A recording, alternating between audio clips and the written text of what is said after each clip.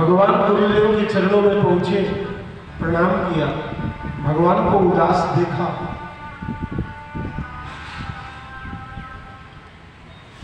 गुरुजी ने कहा, कृष्ण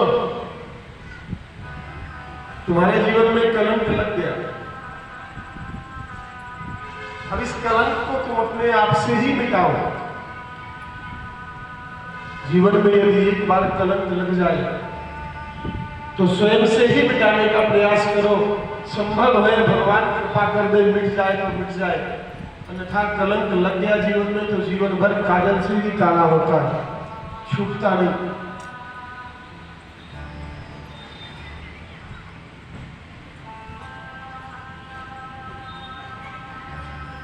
भगवान कृष्ण ने गुरुदेव भगवान से पूछा, भगवान ये बताइए, ये जो कलंक लगा है क्यों लगा है?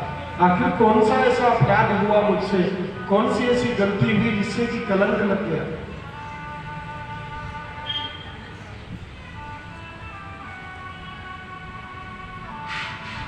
गुरुजी ने बताया, कृष्ण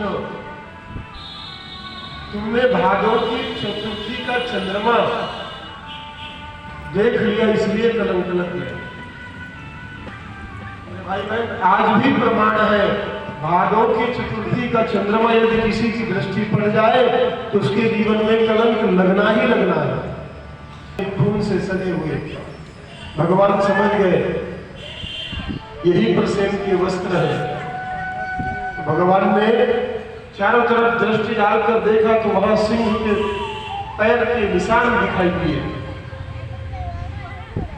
कुछ दूर में जाकर भगवान ने देखा तो सिंह के भी पैर के निशान और भालू के भी, विछराज के भी पैर के निशान।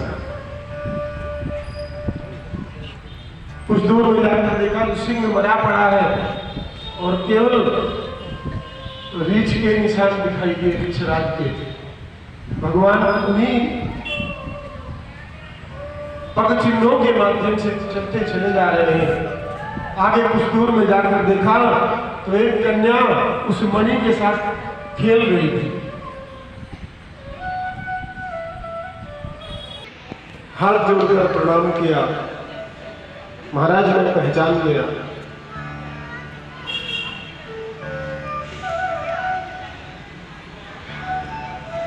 आप तो मेरे रामावतार के राम हो।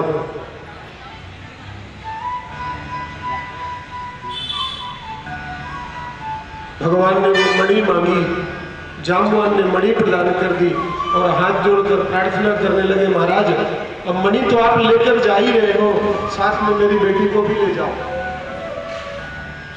तो भगवान का दूसरा विवाह हुआ जाम्बवती जी के साथ। वो मणि लेकर भगवान जाकर राजा सत्राजित को दिए, राजन ये लो तुम्हारी मणि तुम्हारा भाई लेकर गया था, कलंक लगाने से पहले विचार किया करो। अब सत्राजित को सारी प्रजा दोष देने लगी।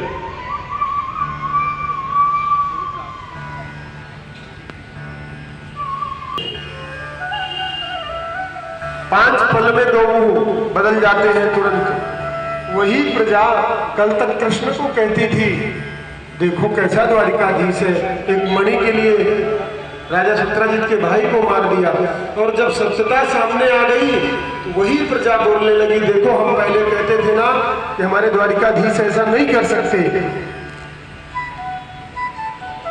भगवान ने सत्राजित को जब मणि दी, सत्राजित ने मन ही मन विचार कर दिया कि द्वारकानाथ को कलंक तो लगा दिया मैंने, अब मैं प्रजा के बीच जाऊंगा तो प्रजा मुझे दंडित करेगी, हंसेगी, इसलिए अब रिश्तेदार बना लेता हूं तो ठीक रहेगा। तो उसने मणि भी भगवान को दे दी और अपनी कन्या, नाम था सत्यभामा, उनको भी प्रदान कर दिया। महाराज कन्या का भी वर्णन करो। इस प्रकार भगवान के 3 विवाह हो गए। अंत में भगवान द्वारिकानाथ के पास ब्राह्मणों ने जाकर के प्रार्थना करी, महाराज आप ही इस कार्य को पूर्ण कर सकते हैं।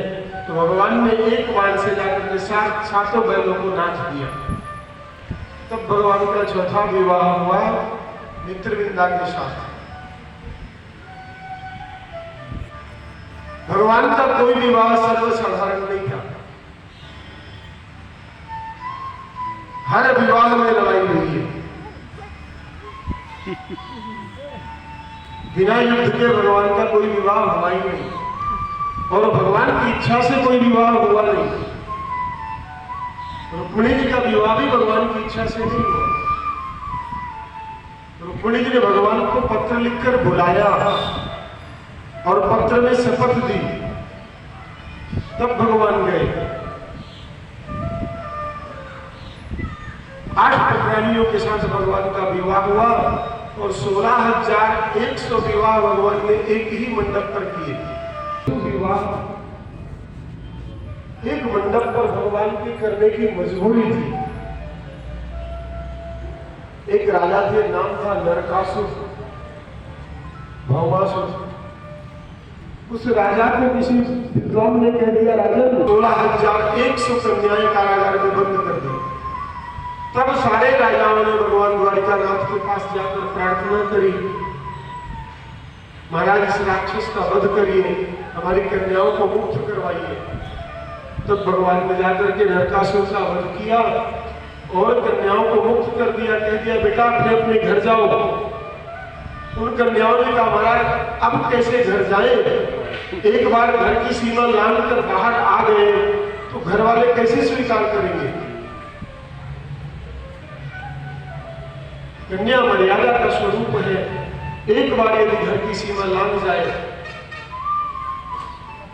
तो फिर घर स्वीकार नहीं करता।